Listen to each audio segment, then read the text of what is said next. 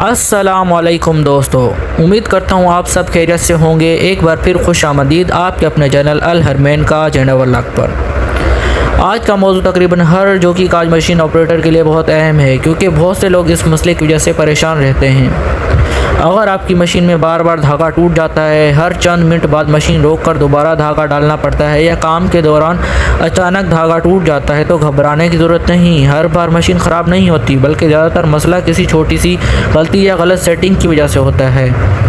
آج کی اس ویڈیو میں آپ کو ایک وجہ سمجھاؤں گا، مشین پر دکھاؤں گا اور ساتھ ساتھ اس کا حل بھی بتاؤں گا، تاکہ آپ آئندہ خود ہی اپنی مشین کا مسئلہ حل کر سکیں۔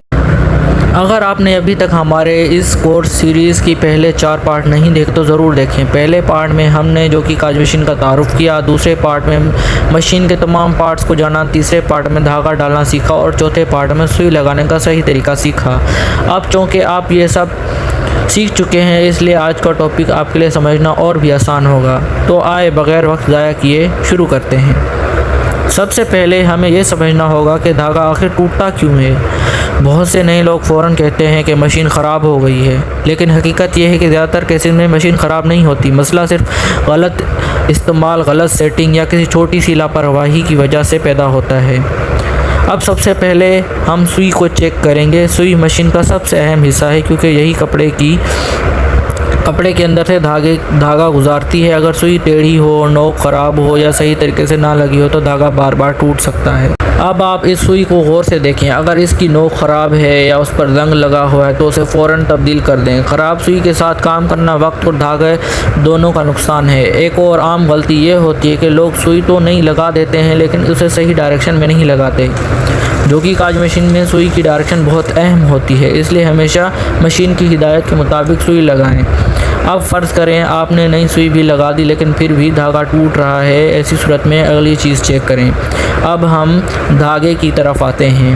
دھاگا ہمیشہ اچھی کوالٹی کا استعمال کریں۔ اگر دھاگا پرانا، کمزور یا بہت سستا ہوگا تو مشین کی رفتار برداشت نہیں کر پائے گا اور بار بار ٹوٹے گا۔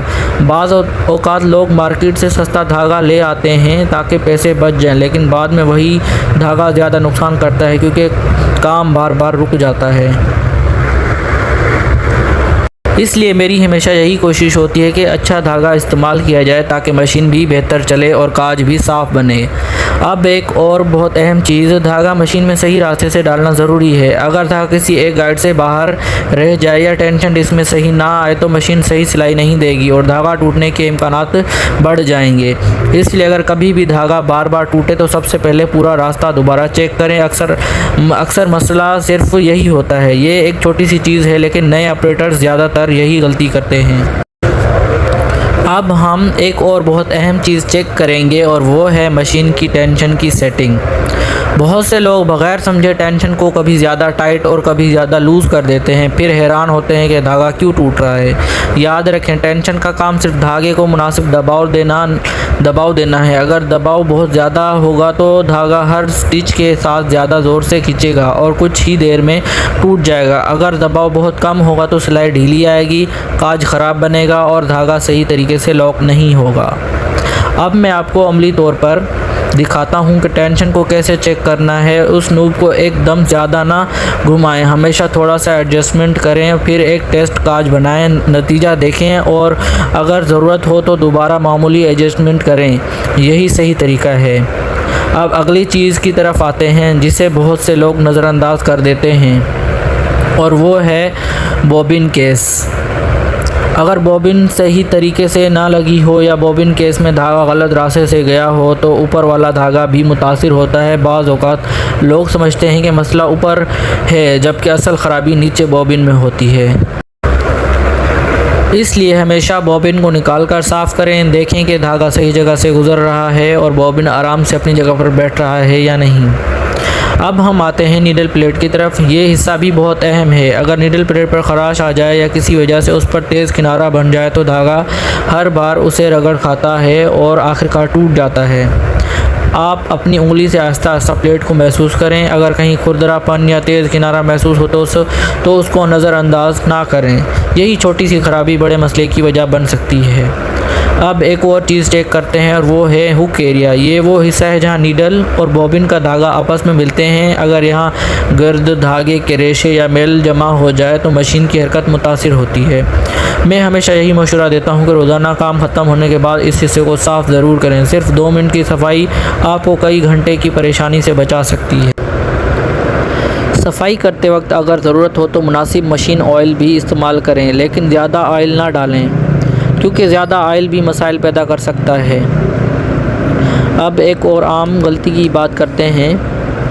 کچھ لوگ موٹے دھاگے کے ساتھ باریک سوئی استعمال کرتے ہیں یا باریک دھاگے کے ساتھ بہت موٹی سوئی لگا دیتے ہیں۔ یہ کمبینیشن صحیح نہیں ہوتا۔ ہمیشہ کوشش کریں کہ سوئی اور دھاگا ایک دوسرے کے مطابق ہوں۔ اگر دونوں کا انتخاب صحیح ہوگا تو مشین بھی ہموار چلے گی اور دھاگا بھی نہیں ٹوٹے گا۔ اب فرض کریں آپ نے نئی سوئی بھی لگا دی، اچھا دھاگا بھی استعمال کیا، تھریڈنگ بھی دوبارہ چیک کر لی، ٹینشن بھی صحیح کر لی، بوبن بھی صحیح لگا دی، پھر بھی مسئلہ ختم نہیں ہو رہا، تو اس کا مطلب ہے کہ اب ہمیں مشین کی اندرونی سیٹنگ بھی دیکھنی ہوگی، جن میں سب سے اہم ٹائمنگ ہے۔ لیکن ٹائمنگ کو چیک کرنے سے پہلے ہمیشہ یہ تمام بنیادی چیزیں ضرور چیک کریں، کیونکہ اکثر مسئلہ انہی میں سے کسی ایک کی وجہ سے ہوتا ہے۔ ایک اچھا آپریٹر وہ نہیں جو ہر مسئلے پر فوراً میکینک کو بلائے، بلکہ وہ ہے جو پہلے خود بنیادی چیکس کرے، مسئلے سمجھے اور پھر ضرورت پڑنے پر اگلا قدم اٹھائے۔ اب آخر میں ایک ایسی بات بتانا چاہتا ہوں جو ہر نئے آپریٹر کو معلوم ہونی چاہیے۔ کئی لوگ جب دھاگا بار بار ٹوٹتا ہے تو فوراً ایک ساتھ کئی سیٹنگ تبدیل کر دیتے ہیں۔ کبھی ٹینشن بدلتے ہیں، کبھی سوئی بدل دیتے ہیں، کبھی بوبن نکال دیتے ہیں اور کبھی دھاگا بھی تبدیل کر دیتے ہیں۔ اس کے بعد انہیں خود بھی سمجھ نہیں آتی کہ اصل مسئلہ کیا تھا۔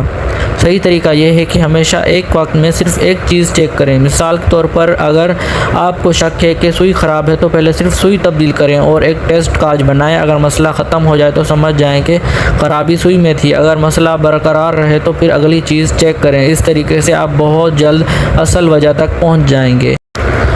اب ایک اور اہم بات، بہت سے لوگ مشین کی روزانہ صفائی نہیں کرتے۔ یاد رکھیں جوکی کاج مشین ایک تیز رفتار انڈسٹریل مشین ہے۔ اگر اس میں دھاگے کے ریشے، گرد یا کپڑے کے ذرات جمع ہوتے رہتے ہیں تو آہستہ آہستہ مشین کی کارکردگی متاثر ہونے لگتی ہے۔ اس لیے روز کام ختم ہونے کے بعد 2 سے 5 منٹ صفائی کے لیے ضرور نکالیں۔ اگر آپ روزانہ کئی گھنٹے مشین چلاتے ہیں تو وقت پر آئل دینا بھی ضروری ہے، لیکن ہمیشہ کمپنی کی ہدایت کے مطابق آئل استعمال کریں اور اتنا ہی ڈالیں جتنا ضروری ہو۔ زیادہ آئل بھی مسائل پیدا کر سکتا ہے۔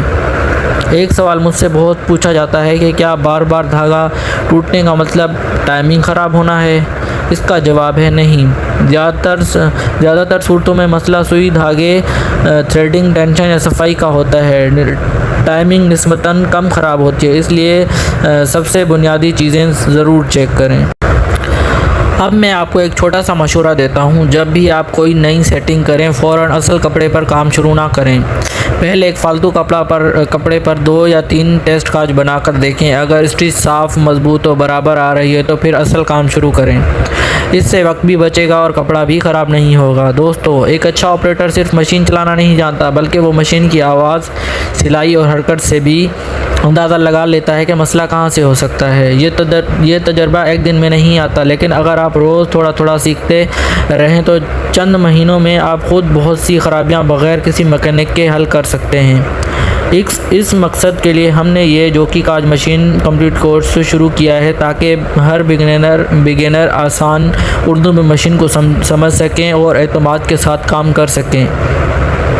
اگر آج کی ویڈیو سے آپ کو کوئی نئی بات سیکھنے کو ملی ہو تو ویڈیو کو ضرور لائک کریں۔ اگر آپ کے ذہن میں کوئی سوال ہے یا آپ کی مشین میں کوئی اور مسئلہ آ رہا ہے تو نیچے کامنٹ میں ضرور لکھیں۔ میں کوشش کروں گا کہ آپ کے سوال کا جواب دوں یا اس موضوع پر الگ ویڈیو بناؤں۔